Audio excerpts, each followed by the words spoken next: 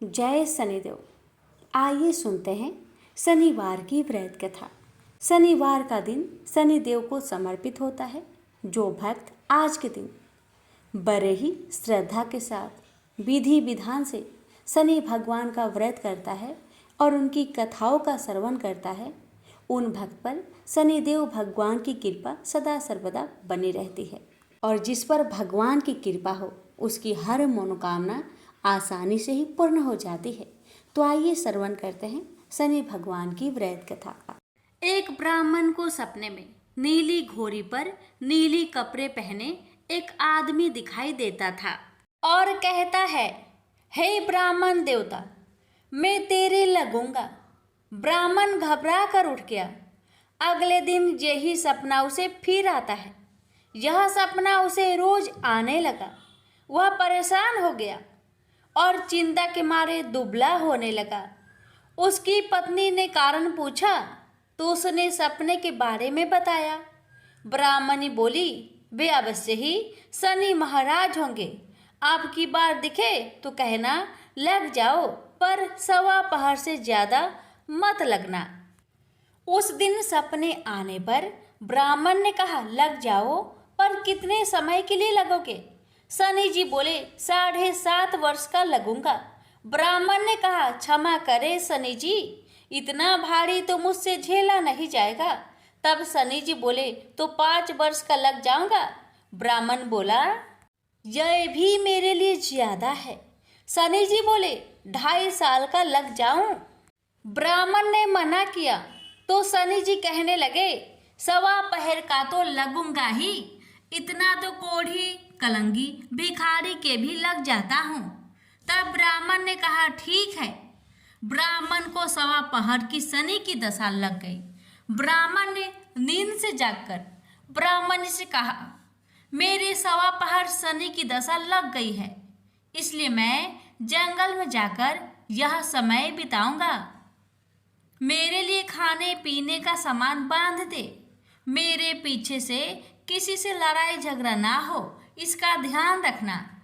ज्यादातर घर में ही रहना। बच्चों का भी ध्यान रखना। इस सवा पहर के समय में कोई गाली भी दे तो चुपचाप सुन लेना, बहस मत करना। यह सब समझाकर ब्राह्मण जंगल में चला गया। जंगल में ब्राह्मण एक पीपल के पेड़ के नीचे बैठ गया और हनुमान जी का पाठ करने लगा। 1 पहर बीत गया। ब्राह्मण ने सोचा बाकी बचा समय रास्ते में बीत जाएगा, इसलिए वहां से चल दिया। रास्ते में एक बारी में मतीरे लगे देखे। माली से एक मतीरा खरीदा, पोटली में बांधा और आगे बढ़ा। आगे एक आदमी मिला जो असल में शनिदेव थे। ब्राह्मण से पूछा, पोटली में क्या है? उसने कहा, मतीरा है। शनिदेव बोले, दिखाओ। ब्राह्मण ने पोटली खोली। उसमें राजकुमार का कटा हुआ खून से लथपथ सिर दिखा। शनिदेव ब्राह्मण को राजा के पास ले गए और कहा कि इस ब्राह्मण ने राजकुमार की हत्या कर दी है। इसके पास पोटली में राजकुमार का सिर है। राजा ने कहा, मैं यह नहीं देख सकता, इस ब्राह्मण को सूली पर चढ़ा दो। राजा के यहाँ हाहाकार मच गया। ब्राह्मण को सूली पर चढ़ाने से पहले पूछा गया कि उसकी कोई आखिरी इच्छा हो तो बताए। ब्राह्मण ने सोचा किसी तरह सवा पहर पूरा करना होगा। उसने कहा, वहाँ रोज बालाजी की कथा सुनता है। मरने से पहले अंतिम बार बालाजी की कथा सुनना चाहता हूँ। ब्राह्मण को कथा सुनाने का प्रबंध किया गया। कथा कहते कहते सवा पहर पूरा हो गया। शनि की दशा टलते ही राजकुमार शिकार खेलकर लौटता हुआ दिखाई दिया। राजकुमार को आता देख राजा बहुत खुश हुआ, लेकिन उसे निर्दोष ब्राह्मण की हत्या का दोष लगने का डर सताने लगा। उसने तुरंत घोड़सवार सैनिकों को ब्राह्मण को आदर सहित ले आने के लिए भेजा। ब्राह्मण राज दरबार में आया तो राजा ने क्षमा मांगी और पोटली दिखाने के लिए कहा। पोटली खोली तो उसमें मतीरा था। राजा ने इन सब के बारे में पूछा तो ब्राह्मण ने बताया। मुझे सवा पहर की शनिचर की दशा लगी थी, इस कारण यह सब तमाशा हुआ। राजा ने पूछा, यह दशा कैसे टलती है? ब्राह्मण बोला, राजा, यह सेठ के लगे तो काला हाथी या काला घोड़ा दान करे, गरीब के लगे तो पीपल की पूजा करे तब बोले, साचा शनिचर कहिए, जाके पाओ सदा ही पढ़िए। शनि की कहानी सुने, तिल का तेल और काला उड़द दान करे, काले कुत्ते को तेल से चुपर कर रोटी खिलाए तो शनिचर की दशा उतर जाती है। राजा ने उसे मदिरा वापस दे दिया। घर आकर ब्राह्मण ने मदिरा काटा तो उसमें बीज की जगह हीरे मोती निकले। ब्राह्मण ने पूछा, यह कहाँ से लाए? आप तो कह रहे थे कि शनि की दशा लगी है। ब्राह्मण ने कहा, जब दशा लगी थी तो यही मदिरा राजकुमार का सिर बन गया था। उतरती दशा के शनि जी निहाल कर गए। हे शनि देवता, जैसे ब्राह्मण के शनि की दशा लगी वैसी किसी को न लगे। प्रेम से बोलिए शनि देव की जय। एक पौराणिक कथा के अनुसार एक बार शनिदेव भगवान शिव जी के पास कैलाश पहुँचे। शिव जी को प्रणाम करके उन्हें ज्ञात करवाया कि प्रभु, कल से मैं आपकी राशि में आने वाला हूँ और मेरी वक्र दृष्टि आप पर पड़ने वाली है। शनिदेव जी की बात सुनकर भगवान अबाक रह गए और मंद मंद मुस्कुराकर कहा, हे शनिदेव, आपकी वक्र दृष्टि कितने समय तक मुझ पर रहेगी? तब शनिदेव ने कहा कि प्रभु, कल सवा पहर के लिए ही आप पर मेरी वक्र दृष्टि रहेगी। यह सुनकर भगवान भोलेनाथ शनिदेव की वक्र दृष्टि से बचने का उपाय सोचने में लग गए और अगले ही दिन वे धरती लोक पर पधारे और एक हाथी का रूप धारण कर लिया ताकि शनिदेव की वक्र दृष्टि से बचा जा सके। भगवान शंकर को हाथी के रूप में सवा पहर तक का समय व्यतीत होने पर शिव जी ने सोचा, अब सारा दिन व्यतीत हो चुका है और शनिदेव की वक्र दृष्टि का उन पर कोई भी प्रभाव नहीं हो पाया। तब भगवान शिव पुनः कैलाश वापस लौट गए। भगवान शंकर अति प्रसन्न मुद्रा में कैलाश पहुँचे तो उन्होंने वहाँ पर शनिदेव को उनका इंतजार करते हुए पाया। शंकर जी को देखकर शनिदेव ने प्रणाम किया। शंकर जी ने कहा, हे शनिदेव, आपकी वक्र दृष्टि का मुझ पर कोई भी नकारात्मक प्रभाव नहीं पड़ा। यह सुनकर शनिदेव मुस्कुराए और कहा कि मेरी वक्र दृष्टि से कोई भी नहीं बच सकता, चाहे कोई भी क्यों न हो। तब शनिदेव ने कहा, हे प्रभु, मेरी ही दृष्टि के प्रभाव से आपको सवा पहर के लिए देव योनि को त्याग कर पशु योनि में जाना पड़ा। यही मेरी वक्र दृष्टि का आप पर प्रभाव था। शनिदेव की न्याय प्रियता को देखकर भगवान शिव जी अति प्रसन्न हुए।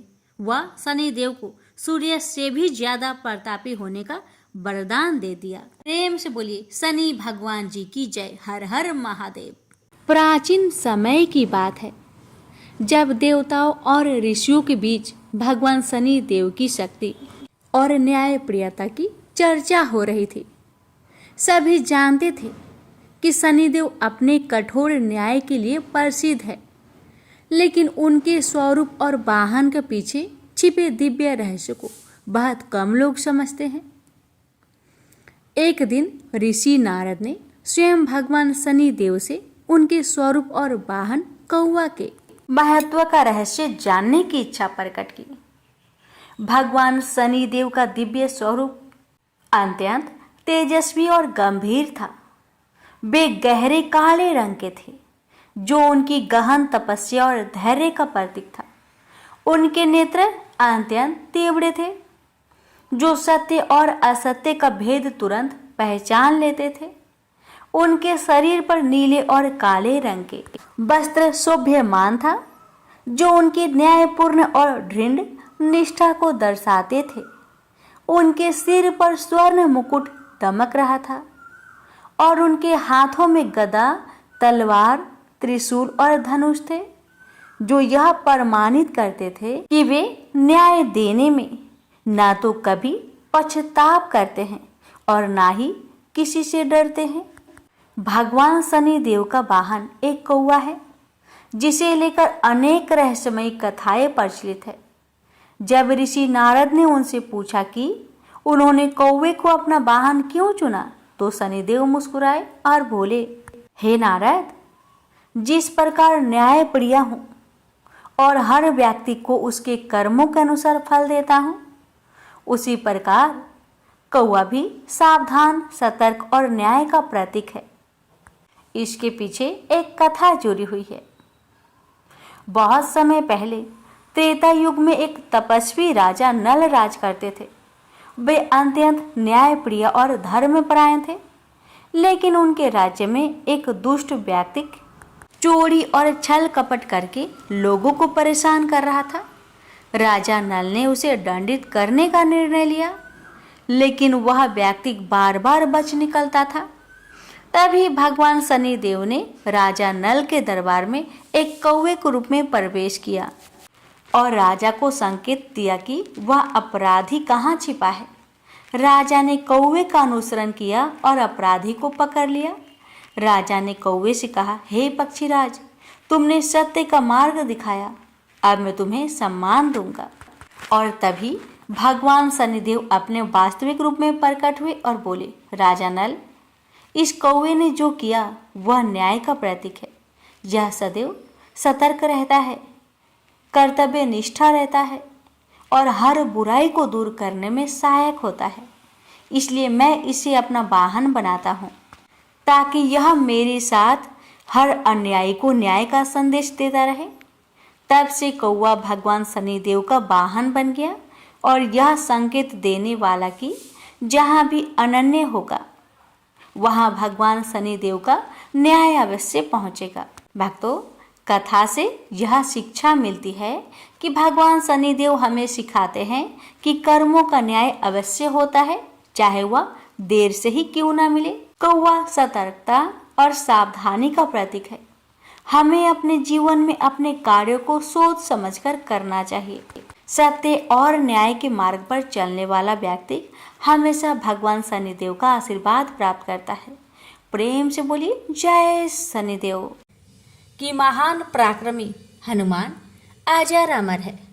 पवन पुत्र हनुमान रघुकुल के कुमारों के कहने से प्रतिदिन अपनी आत्मकथा का कोई भाग सुनाया करते थे। उन्होंने कहा कि एक बार मैं संध्या के समय अपने आराध्य श्री राम का स्मरण करने लगा, तो उसी समय ग्रहों में पाप ग्रह मंद गति सूर्य पुत्र शनि देव पधारे। वह अत्यंत कृष्ण वर्ण के भीषणाकार थे। वह अपना सिर प्राय झुकाए रखते हैं, जिस पर अपनी दृष्टि डालते हैं वह अवश्य नष्ट हो जाता है। शनिदेव हनुमान के बाहुबल और पराक्रम को नहीं जानते थे। हनुमान ने उन्हें लंका में 10 ग्रीव के बंधन से मुक्त किया था। वह हनुमान जी से विनय पूर्वक किंतु कर्कश स्वर में बोले, हनुमान जी, मैं आपको सावधान करने आया हूँ। त्रेता की बात दूसरी थी, अब कलयुग प्रारंभ हो गया है। भगवान वासुदेव ने जिस क्षण अपनी अवतार लीला का समापन किया, उसी क्षण से पृथ्वी पर कली का प्रभुत्व हो गया है। यह कलयुग है। इस युग में आपका शरीर दुर्बल और मेरा बहुत बलिष्ठ हो गया है। अब आप पर मेरी 7.5 की दशा प्रभावी हो गई है।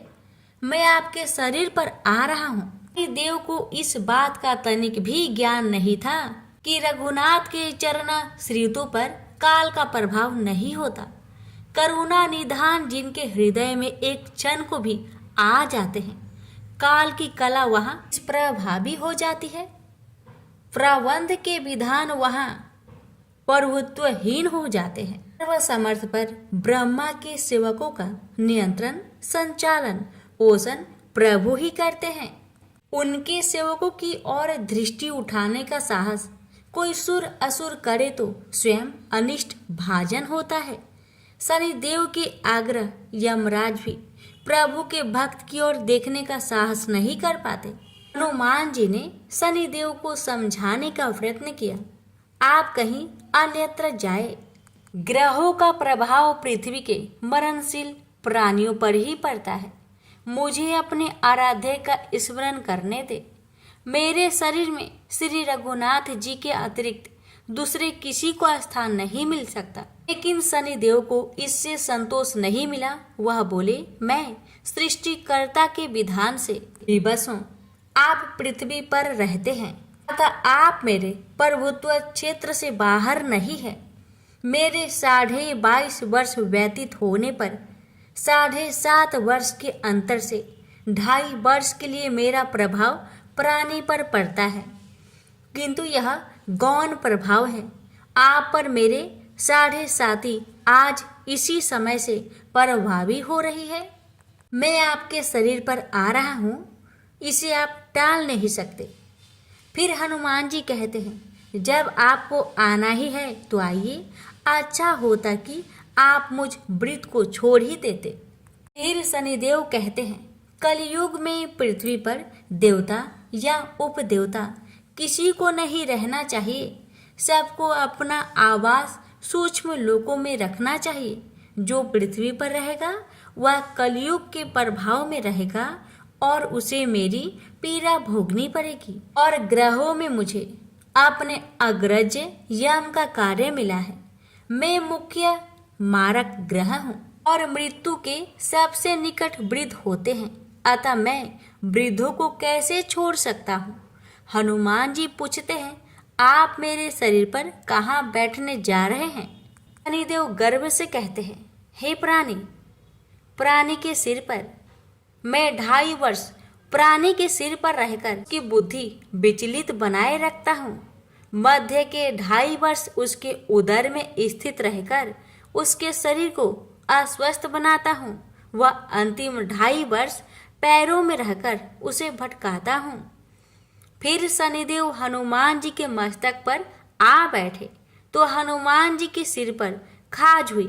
इसे मिटाने के लिए हनुमान जी ने बड़ा पर्वत उठाकर सिर पर रख लिया। शनिदेव चिल्लाते हैं, यह क्या कर रहे हैं आप। फिर हनुमान जी कहते हैं, जैसे आप सृष्टिकर्ता के विधान से विवश हैं, ऐसे मैं भी अपने स्वभाव से विवश हूँ। मेरे मस्तक पर खाज मिटाने की यही उपचार पद्धति है और आप अपना कार्य करें और मैं अपना कार्य। ऐसे कहते ही हनुमान जी ने दूसरा पर्वत उठाकर सिर पर रख लिया। इस पर शनिदेव कहते हैं, आप इन्हें उतारिए, मैं संधि करने को तैयार हूँ। इनके इतना कहते ही हनुमान जी ने तीसरा पर्वत उठाकर सिर पर रख लिया। तो शनिदेव चिल्लाकर कहते हैं, मैं अब आपके समीप नहीं आऊँगा। फिर भी हनुमान जी नहीं माने और चौथा पर्वत उठाकर सिर पर रख लिए। शनिदेव फिर चिल्लाते हैं, पवन कुमार त्राहि माम रामदूत आंजनेयम नमः। मैं उसको भी पीड़ित नहीं करूँगा जो आपका स्मरण करेगा। मुझे उतर जाने का अवसर दे। हनुमान जी कहते हैं, बहुत शीघ्रता की, अभी तो 5वां पर्वत रखना बाकी है। और इतने में ही शनि मेरे पैरों में गिर गए और कहा, मैं सदैव आपके दिए वचनों को स्मरण रखूंगा। आघात के उपचार के लिए शनिदेव तेल मांगने लगे। हनुमान जी तेल कहाँ देने वाले थे, वही शनिदेव आज भी तेल दान से संतुष्ट होते हैं। प्रेम से बोलिए, पवन पुत्र हनुमान की जय, शनि महाराज की जय। शनिवार व्रत कथा। एक बार भगवान विष्णु, शंकर और ब्रह्मा जी के बीच एक संवाद शुरू हुआ। यह संवाद था संसार में एक न्याय अधिकारी को जन्म देने का। यह संवाद तब शुरू हुआ जब देवों और असुरों के बीच लगातार युद्ध हो रहा था। असुरों को लगता था कि जब न्याय की बात आती है तो फैसला देवों के हक में सुनाया जाता है, परंतु असुरों के गुरु शुक्राचार्य को भगवान शंकर पर पूर्ण विश्वास था कि वह देवों के साथ असुरों के हितों की भी रक्षा करेंगे। भगवान शंकर ने अपने परम भक्त शुक्राचार्य को निराश नहीं किया। भगवान शंकर ही थे जिन्होंने शनिदेव के जन्म की पटकथा लिखी। शनिदेव का जन्म सूर्य पुत्र के रूप में हुआ, जिनकी मां का नाम छाया था। एक पौराणिक कथा के अनुसार छाया ने शनि को एक जंगल में छुपा के रख उनका वही पालन पोषण किया। यम के अलावा शनि भी एक पुत्र है।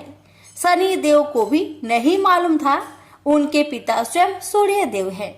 लेकिन यह राज बहुत दिनों तक छुपा ना सका, क्योंकि संसार को उनका न्याय अधिकारी मिलना था, जो कर्मों के आधार पर लोगों को न्याय और दंड देगा। इधर देवाधिपति इंद्रदेव और शुक्राचार्य के बीच न्याय अधिकारी के अस्तित्व को जानने के लिए खलबली मची हुई थी। इसी खलबली का नतीजा एक चक्रवात के रूप में आया, जिसका संचालन शुक्राचार्य कर रहे थे। शुक्राचार्य को मोहरा बनाते हुए इंद्रदेव ने एक षड्यंत्र रचा था। सही मायनों में इस चक्रवात के लिए इंद्रदेव जिम्मेदार थे, जिन्होंने असुरों के गुरु शुक्राचार्य को उस्काया। इस चक्रवात की चपेट में शनि की माता छाया आ गई, जिससे शनिदेव नाराज हो गए और शंकर भगवान की कृपा से उन्हें अपनी शक्तियों का बोध हो गया और उन्होंने अपनी मां छाया को बचा लिया।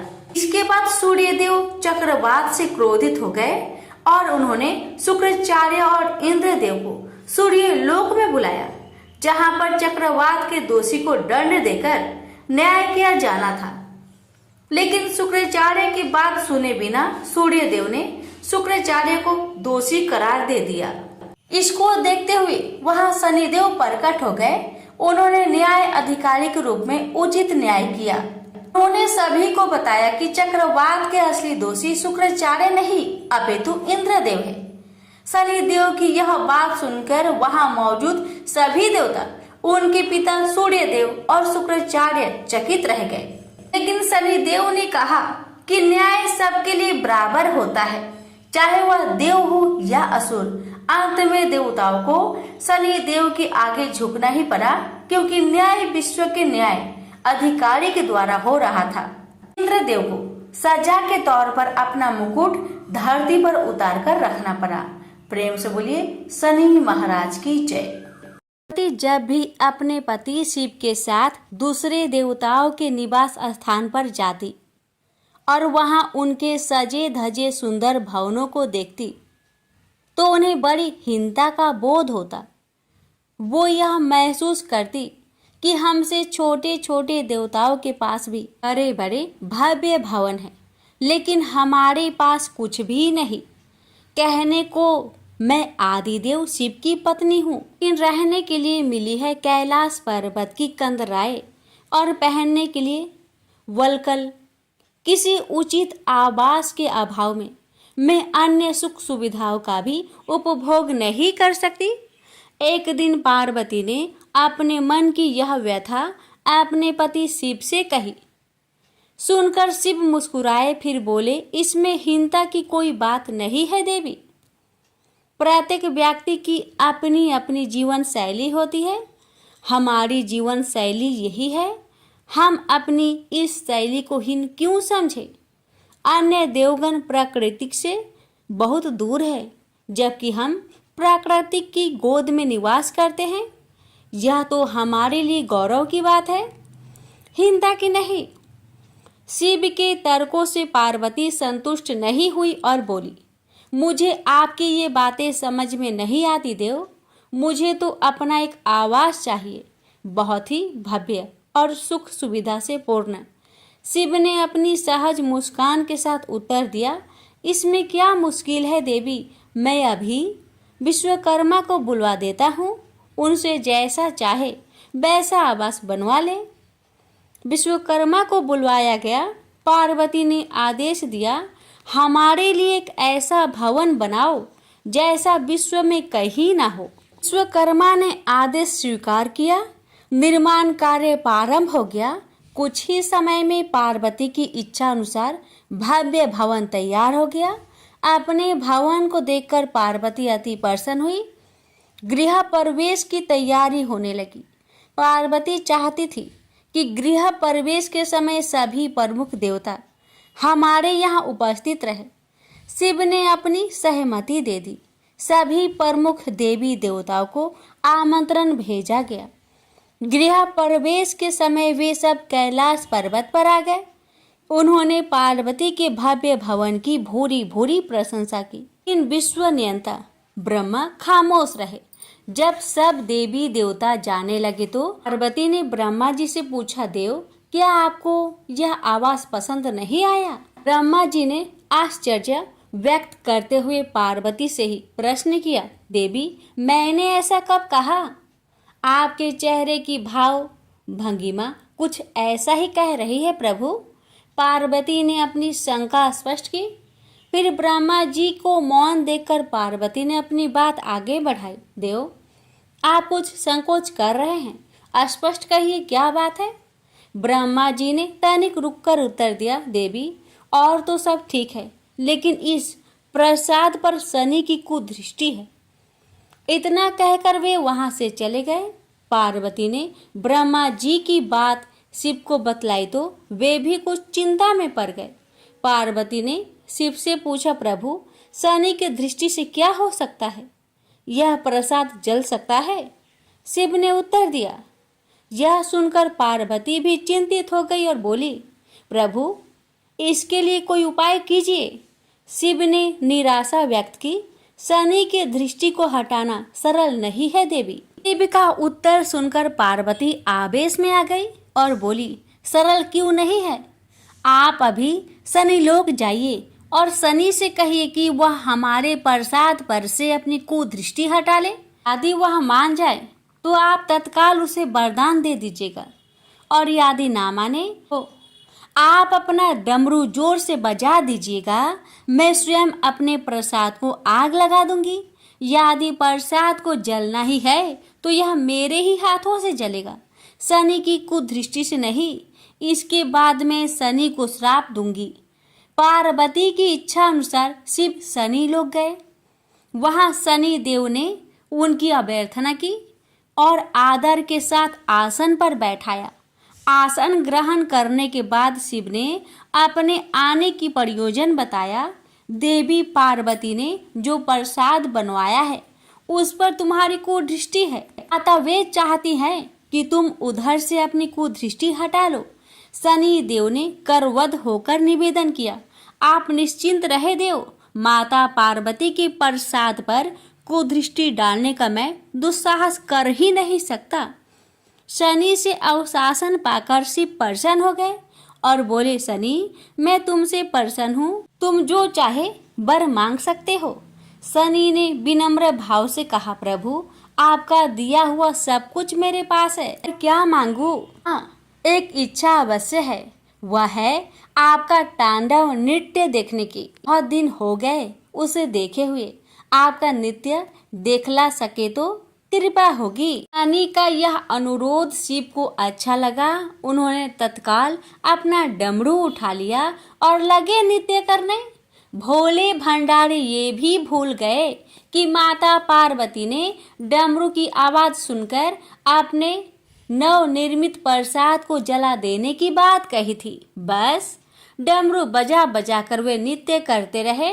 उधर पार्वती ने जब कैलाश पर डमरू की ध्वनि सुनी तो उन्होंने सोचा कि शनि ने अपनी कुदृष्टि हटाना अस्वीकार कर दिया है, अतः वे बहुत दुखी हुई। उन्हें लगा कि यदि मैं तत्काल अपने नवनिर्मित आवास को आग लगा दूंगी तो वह शनि की कुदृष्टि से बच जाएगा। अतः उन्होंने स्वयं ही अपने प्रसाद में आग लगा दी। वह धू धू करके जल उठा। प्रसाद को जलता देख पार्वती का शनि पर क्रोध धीरे धीरे बढ़ने लगा और वे उसे श्राप देने के लिए तैयार हो गई। लेकिन उसी समय भगवान शिव वहां पहुंच गए। उन्होंने वहां प्रसाद को जलते देखा तो वे आश्चर्यचकित रह गए। उनकी समझ में ही नहीं आया कि यह कैसे हो गया। फिर अचानक उन्हें सब कुछ स्मरण हो आया। अपनी भूल का उन्हें एहसास हुआ। उन्होंने पार्वती जी को सब कुछ कह सुनाया। सच्चाई जानकर पार्वती को भी अपने जल्दबाजी पर दुख हुआ। अब शनि को श्राप देने का कोई अर्थ नहीं था। प्रत्यक्षतः उसका कहीं कोई अपराध नहीं था, फिर भी पार्वती और शिव को यह लग रहा था कि यह सब हुआ शनि की कुदृष्टि से ही। लेकिन इस स्थिति को देखते हुए वे उसे दोषी नहीं ठहरा सकते थे। प्रेम से बोलिए हर हर महादेव, शनि महाराज की जय हो। हिंदू धर्म में माँ काली का प्रमुख स्थान है। काली का अर्थ है समय और काल। ऐसा माना जाता है कि इनकी उत्पत्ति समय और काल पापियों के नाश के लिए हुई थी। समय और काल से कोई भी नहीं बच सकता, यह सभी को निकल जाता है। माता पार्वती ने यह भयानक रूप पापियों के विनाश के लिए धारण किया था। माँ काली पापियों के लिए विनाश है और अपने भक्तों के लिए प्रेम से भरी हुई है। जो भी प्राणी सच्चे मन से माँ की भक्ति करता है, माँ उसे मनोवांछित फल देती है। माँ काली की कथा। एक समय दारुक नाम के पापी असुर ने ब्रह्मा जी की तपस्या करके उन्हें प्रसन्न कर लिया। ब्रह्मा जी से पाए वरदान के कारण दारुक अत्यंत बलशाली हो गया। वह देवताओं और ब्राह्मण को परेशान करने लगा। वह उन पर अत्याचार करने लगा। धार्मिक अनुष्ठान यज्ञ बंद करवा दिए और स्वर्गलोक को चला गया। सभी देवता विचलित होकर ब्रह्मा जी और विष्णु जी के पास सहायता मांगने के लिए चले गए। ब्रह्मा जी ने बताया कि दारुक का नाश सिर्फ स्त्री के हाथ से हो सकता है। सभी बड़े देवता भी उससे युद्ध में हार चुके थे। अंत में यह निश्चय किया गया कि दारुक का वध भगवान शिव की पत्नी माता पार्वती करेगी। भगवान शिव ने अपना तीसरा नेत्र खोलकर भयानक और प्रचंड महाकाली को जन्म दिया। उनका शरीर काले रंग का था और माँ काली के माथे पर तीसरा नेत्र और चंद्र रेखा थी। उनके हाथों में त्रिशूल और कई प्रकार के अस्त्र शस्त्र थे।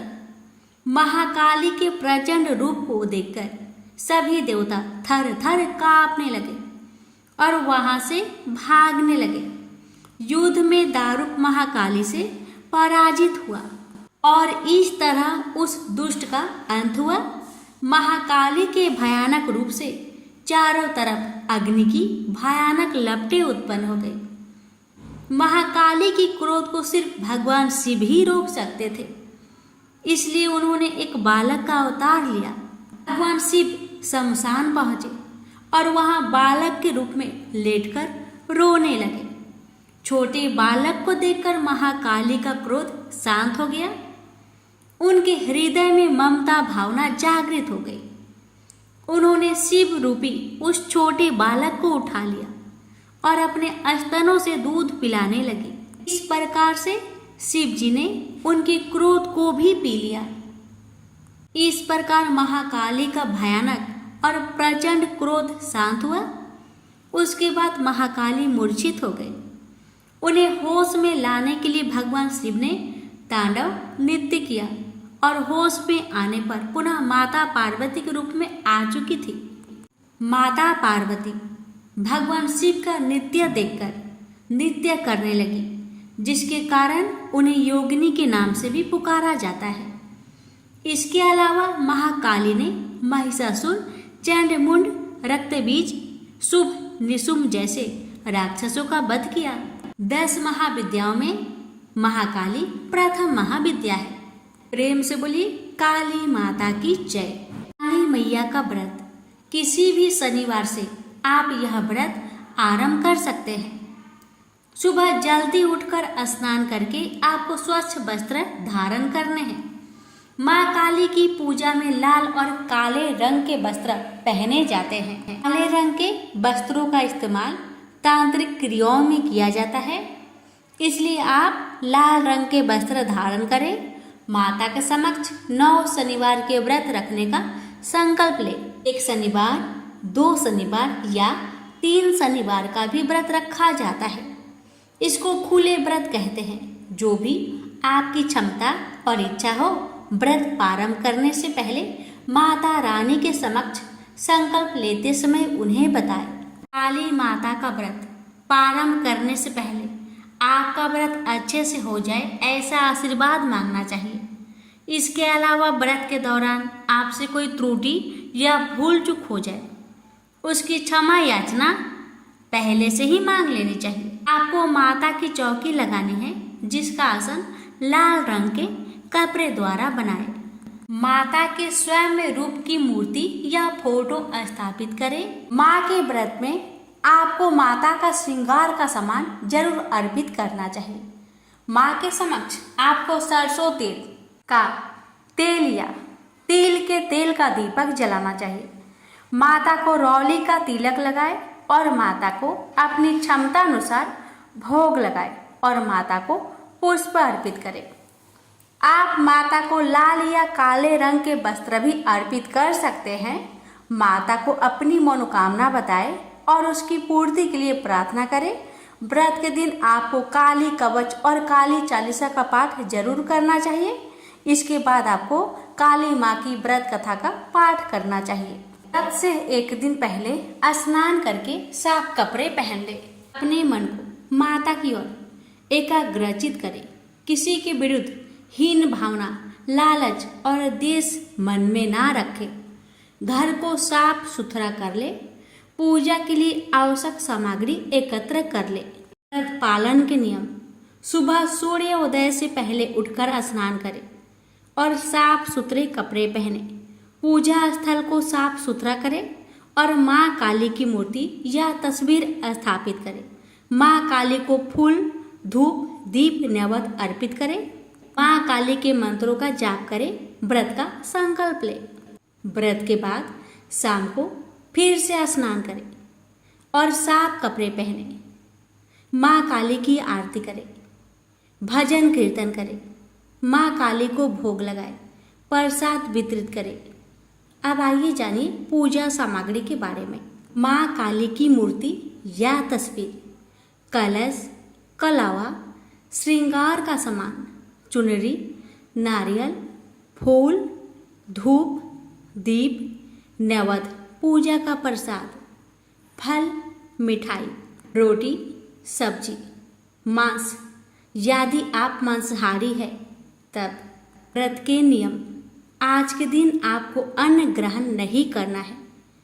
इस व्रत में निराहार रहने का प्रयास करें और यदि आप निराहार नहीं रह सकते तो एक समय आप फल ग्रहण कर सकते हैं। व्रत के दौरान केवल एक ही समय भोजन करें। भोजन में मांस, प्याज, लहसुन आदि का सेवन ना करें। व्रत के दौरान शुद्ध रहे और किसी भी प्रकार की बुरी आदतों से दूर रहे। व्रत का उद्यापन विधि: उद्यापन के लिए माँ काली को भोग लगाए। उद्यापन में आपको 9 कन्याओं का पूजन करना है। जिस तरह से आप सप्तमी में, अष्टमी और नवमी में नवरात्रि के समय पूजा करते हैं, ठीक उसी तरह से पूजा करनी है। पूरी, काले चने और सूजी के हलवे से कन्याओं का भोजन करवाना है और कम से कम एक साबुत फल अवश्य दें और दक्षिणा के रूप में अपनी क्षमता अनुसार 11 रुपये अवश्य दें और परिवार के सभी सदस्यों को भी यही भोजन करना है और उसके पश्चात आप भी इसे भोजन को ग्रहण करें। भोजन को बनाते समय लाल मिर्च, लहसुन, प्याज और मसाले का प्रयोग बिल्कुल भी ना करें। भजन कीर्तन करें। इसके बाद प्रसाद वितरित करें। माँ काली के व्रत करने के लाभ: इस व्रत को करने से माँ काली की कृपा प्राप्त होती है। इस व्रत को करने से सभी प्रकार के भय और कष्ट दूर होते हैं और मनुष्य निडर हो जाता है। इस व्रत को करने से मनुष्य की सभी मन की इच्छाएं पूर्ण हो जाती है। इस व्रत को करने से जीवन में सुख, समृद्धि और वैभव आता है। इस व्रत को करने से सभी प्रकार के तंत्र, मंत्र और ऊपरी शक्तियां नष्ट हो जाती है। जय शनिदेव। आप सभी भक्तों पर शनि भगवान की कृपा सदा सर्वदा बनी रहे। आज आप सभी श्रवण करेंगे शनिवार शनि भगवान की व्रत कथा। जो भक्त इस व्रत को पूरे मन से निष्ठा के साथ करता है उसे शनिदेव की विशेष कृपा प्राप्त होती है। इस व्रत से न केवल जीवन में सुख शांति आती है बल्कि हर मनोकामना पूर्ण होती है। जैसे कर्ज से मुक्ति मिलती है और नौकरी व्यवसायों में सफलता मिलती है। सुबह स्नान करके शनिदेव का पूजन करना चाहिए और उनकी कथा सुनना चाहिए। दान पुण्य भी करें। इससे जीवन में सकारात्मक ऊर्जा और समृद्धि बनी रहती है। तो आइए भक्तों, शनि भगवान के व्रत के साथ उनकी कृपा प्राप्त करने के लिए उनकी महिमा की कथा का श्रवण करें। प्रेम से बोलिए जय शनिदेव। कथा के मुताबिक शनिदेव की सौतेली माँ के कारण शनिदेव को श्राप लगा, जिसके बाद वो लंगड़े हो गए। सूर्य देव का तेज सहन न कर पाने की वजह से उनकी पत्नी संज्ञा छाया देवी ने अपने शरीर से अपने जैसे ही एक प्रतिमूर्ति तैयार की और उसका नाम स्वर्णा रखा। संज्ञा देवी ने स्वर्णा को आज्ञा दी कि तुम मेरी अनुपस्थिति में मेरी सारी संतानों की देखरेख करते हुए सूर्य देव की सेवा करो और पत्नी सुख भोगो। ये आदेश देकर वह अपने पिता के घर चली गई। स्वर्णा ने भी अपने आप को इस तरह ढाला कि सूर्य देव भी यह रहस्य न जान सके। इस बीच सूर्य देव से स्वर्णा को 5 पुत्र व 2 पुत्रियां हुई। स्वर्णा अपने बच्चों पर अधिक और संज्ञा की संतानों पर कम ध्यान देने लगी। एक दिन संज्ञा के पुत्र शनि को तेज भूख लगी तो उसने स्वर्णा से भोजन मांगा। तब स्वर्णा ने कहा, अभी ठहरो, पहले मैं भगवान का भोग लगा लूं और तुम्हारे छोटे भाई बहनों को खाना खिला दूं, फिर तुम्हें भोजन दूंगी। यह सुन शनि को क्रोध आ गया और उन्होंने भोजन पर लात मारने के लिए अपना पैर उठाया। तो स्वर्णा ने शनि को श्राप दे दिया कि तेरा पाँव अभी टूट जाए। माता का श्राप सुनकर शनिदेव डरकर अपने पिता के पास गए और सारा किस्सा कह दिया। सूर्यदेव समझ गए कि कोई भी माता अपने बच्चे को इस तरह का श्राप नहीं दे सकती। तब सूर्यदेव ने क्रोध में आकर पूछा कि बताओ, तुम कौन हो? सूर्य का तेज देखकर स्वर्णा घबरा गई और सारी सच्चाई बता दी। तब सूर्यदेव ने शनि को समझाया कि स्वर्णा तुम्हारी माता तो नहीं है, परंतु माँ के समान है, इसलिए उसका श्राप व्यर्थ तो नहीं होगा, परंतु यह उतना कठोर नहीं होगा कि टांग पूरी तरह से अलग हो जाए। हाँ, तुम आजीवन एक पाँव से लंगड़ाकर चलते रहोगे। यही कारण है कि शनिदेव लंगर कर चलते हैं। प्रेम से बोलिए शनि भगवान की जय। ओम सं शनिचराय नमः। भक्तों, आइए श्रवण करते हैं शनिवार व्रत कथा। यह व्रत हमारे जीवन से कष्ट, रोग और दुर्भाग्य को दूर करता है और सुख समृद्धि लाता है। इस व्रत को विधि पूर्वक निभाने से शनि देव की क्रोधी दृष्टि शांत होती है और सभी मनोकामनाएं पूरी होती है। तो आइए श्रवण करते हैं कथा। एक समय स्वर्गलोक में सबसे बड़ा कौन के प्रश्न पर 9 ग्रहों में वाद विवाद हो गया। विवाद इतना बढ़ा कि परस्पर भयंकर युद्ध की स्थिति बन गई। निर्णय के लिए सभी देवता देवराज इंद्र के पास पहुंचे और बोले, हे देवराज, आपको निर्णय करना होगा कि हम में से सबसे बड़ा कौन है। देवताओं का प्रश्न सुनकर देवराज इंद्र उलझन में पड़ गए। इंद्र बोले, मैं इस प्रश्न का उत्तर देने में असमर्थ हूं। हम सभी पृथ्वी लोक में उज्जैनी नगरी में राजा विक्रमादित्य के पास चलते हैं। देवराज इंद्र सहित सभी ग्रह देवता उज्जैनी नगरी पहुंचे। महल में पहुंचकर जब देवताओं ने उनसे अपना प्रश्न पूछा तो राजा विक्रमादित्य भी कुछ देर के लिए परेशान हो उठे क्योंकि सभी देवता अपनी अपनी शक्तियों के कारण महान थे। किसी को भी छोटा या बड़ा कह देने से उनके क्रोध के प्रकोप से भयंकर हानि पहुंच सकती थी। अचानक राजा विक्रमादित्य को एक उपाय सूझा और उन्होंने विभिन्न धातुओं स्वर्ण, रजत, चांदी, कांसा, ताम्र यानी तांबा, सीसा, रांगा, जस्ता, अभ्रक व लोहे के 9 आसन बनवाए। धातुओं के गुणों के अनुसार सभी आसनों को एक दूसरे के पीछे रखवाकर उन्होंने देवताओं को अपने अपने सिंहासन पर बैठने के लिए कहा। देवताओं के बैठने के बाद राजा विक्रमादित्य ने कहा, आपका निर्णय तो स्वयं हो गया। जो सबसे पहले सिंहासन पर विराजमान है वही सबसे बड़ा है। राजा विक्रमादित्य के निर्णय को सुनकर शनि देवता ने सबसे पीछे आसन पर बैठने के कारण अपने को छोटा जानकर क्रोधित होकर कहा, राजा विक्रमादित्य, तुमने मुझे सबसे पीछे बैठाकर मेरा अपमान किया है। तुम मेरी शक्तियों से परिचित नहीं हो, मैं तुम्हारा सर्वनाश कर दूंगा।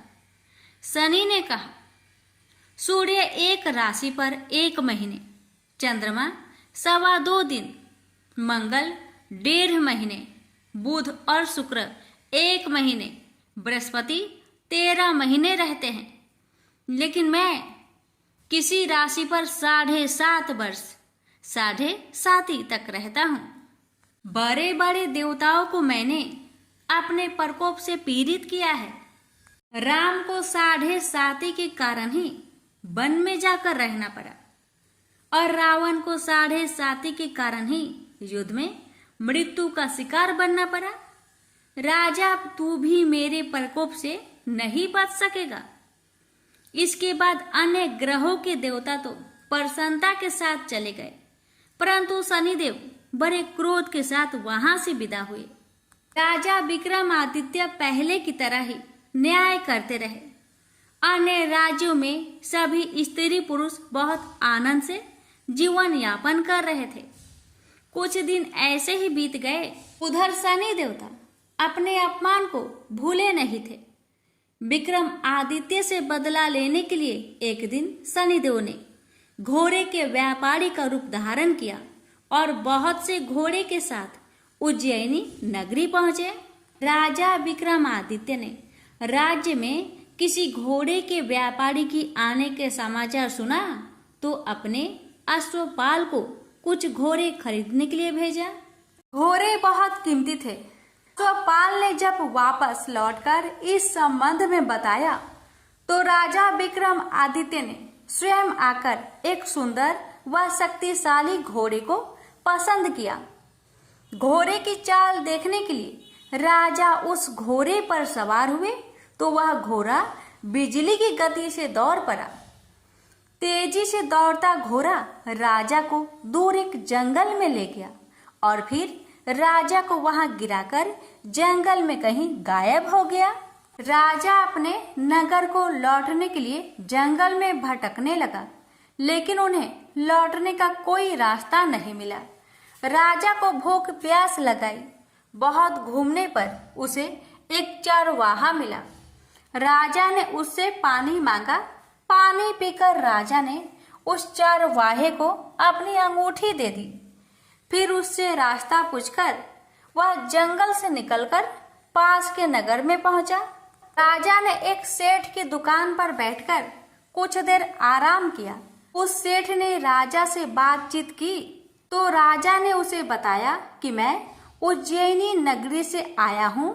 राजा के कुछ देर दुकान पर बैठने से सेठ जी की बहुत बिक्री हुई। सेठ ने राजा को बहुत भाग्यवान समझा और खुश होकर उसे अपने घर भोजन के लिए ले गया। सेठ के घर में सोने का एक हार खूंटी पर लटका हुआ था। राजा को उस कमरे में छोड़कर सेठ कुछ देर के लिए बाहर गया। तभी एक आश्चर्यजनक घटना घटी। राजा के देखते देखते सोने के उस हार को खूंटी निकल गई। सेठ ने कमरे में लौटकर हार को गायब देखा तो चोरी का संदेह राजा पर ही किया, क्योंकि उस कमरे में राजा ही अकेला बैठा था। सेठ ने अपने नौकरों से कहा कि इस परदेसी को रस्सियों से बांधकर नगर के राजा के पास ले चलो। राजा ने विक्रमादित्य से हार के बारे में पूछा तो उसने बताया कि उसके देखते ही देखते खूंटी ने हार को निगल लिया था। इस पर राजा ने क्रोधित होकर चोरी करने के अपराध में विक्रमादित्य के हाथ पांव कटवाने का आदेश दे दिया। राजा विक्रमादित्य के हाथ पांव काटकर उसे नगर के सड़क पर छोड़ दिया गया। कुछ दिन बाद एक तेली उसे उठाकर अपने घर ले गया और उसे अपने कोल्हू पर बैठा दिया। राजा आवाज देकर बैलों को हाँकता रहता। इस तरह तेली का बैल चलता रहा और राजा को भोजन मिलता रहा। शनि के प्रकोप की 7.5 पूरी होने पर वर्षा ऋतु आरंभ हुई। राजा विक्रमादित्य एक रात मेघ मल्हार गा रहा था कि तभी नगर के राजा की लड़की राजकुमारी मोहिनी रथ पर सवार उस तेली के घर के पास से गुजरी। उसने मेघ मल्हार सुना तो उसे बहुत अच्छा लगा और दासी को भेजकर गाने वाले को बुला लाने को कहा। दासी ने लौटकर राजकुमारी को अपंग राजा के बारे में सब कुछ बता दिया। राजकुमारी उसके मेघ मल्हार से बहुत मोहित हुई, अतः उसने सब कुछ जानकर भी अपंग राजा से विवाह करने का निश्चय कर लिया। राजकुमारी ने अपने माता पिता से जब यह बात कही तो वे हैरान रह गए। रानी ने मोहिनी को समझाया, बेटी तेरे भाग्य में तो किसी राजा की रानी होना लिखा है, फिर तू उस अपंग से विवाह करके अपने पांव पर कुल्हाड़ी क्यों मार रही है। राजकुमारी ने अपनी जिद नहीं छोड़ी। अपनी जिद पूरी करने के लिए उसने भोजन करना छोड़ दिया और प्राण त्याग देने का निश्चय कर लिया। आखिर राजा रानी को विवश होकर अपंग विक्रमादित्य से राजकुमारी का विवाह करना पड़ा। विवाह के बाद राजा विक्रमादित्य और राजकुमारी तेली के घर में रहने लगे। उस रात स्वप्न में शनिदेव ने राजा से कहा, राजा तुमने मेरा प्रकोप देख लिया, मैंने तुम्हें अपने अपमान का दंड दिया है। राजा ने शनिदेव से क्षमा करने को कहा और प्रार्थना की, हे शनिदेव, आपने जितना दुख मुझे दिया है अन्य किसी को न देना। शनिदेव ने कुछ सोचकर कहा, राजा मैं तुम्हारी प्रार्थना स्वीकार करता हूँ। जो कोई स्त्री पुरुष मेरी पूजा करेगा, शनिवार को व्रत करके मेरी व्रत कथा सुनेगा, उस पर मेरी अनुकंपा बनी रहेगी। प्रातःकाल राजा विक्रमादित्य की नींद खुली तो अपने हाथ पांव देखकर राजा को बहुत खुशी हुई। उसने मन ही मन शनिदेव को प्रणाम किया। राजकुमारी भी राजा के हाथ पांव सही सलामत देखकर आश्चर्य में डूब गई। राजा विक्रमादित्य ने अपना परिचय देते हुए शनिदेव के प्रकोप की सारी कहानी सुनाई। सेठ को जब इस बात का पता चला तो दौड़ता हुआ तेली के घर पहुंचा और राजा के चरणों में गिरकर क्षमा मांगने लगा। राजा ने उसे क्षमा कर दिया, क्योंकि यह सब तो शनिदेव के प्रकोप के कारण हुआ था। सेठ राजा को अपने घर ले गया और उसे भोजन कराया। भोजन कराते समय वहां एक आश्चर्यजनक घटना घटी। सबके देखते देखते उस खूंटी ने हार उगल दिया। सेठ जी ने अपनी बेटी का विवाह भी राजा के साथ कर दिया और बहुत से स्वर्ण आभूषण धन आदि देकर राजा को विदा किया। राजा विक्रमादित्य राजकुमारी मोहिनी और सेठ की बेटी के साथ उज्जैनी पहुंचे तो नगर वासियों ने हर्ष से उनका स्वागत किया। अगले दिन राजा विक्रमादित्य ने पूरे राज्य में घोषणा कराई कि शनिदेव सब देवों में सर्वश्रेष्ठ है। प्रत्येक स्त्री पुरुष शनिवार को उनका व्रत करे और व्रत कथा अवश्य सुने। राजा विक्रमादित्य की घोषणा से शनिदेव बहुत प्रसन्न हुए। शनिवार का व्रत करने और व्रत कथा सुनने के कारण सभी लोगों की मनोकामनाएं शनिदेव की अनुकंपा से पूरी होने लगी। सभी लोग आनंद पूर्वक रहने लगे। प्रेम से बोलिए शनि महाराज की जय हो।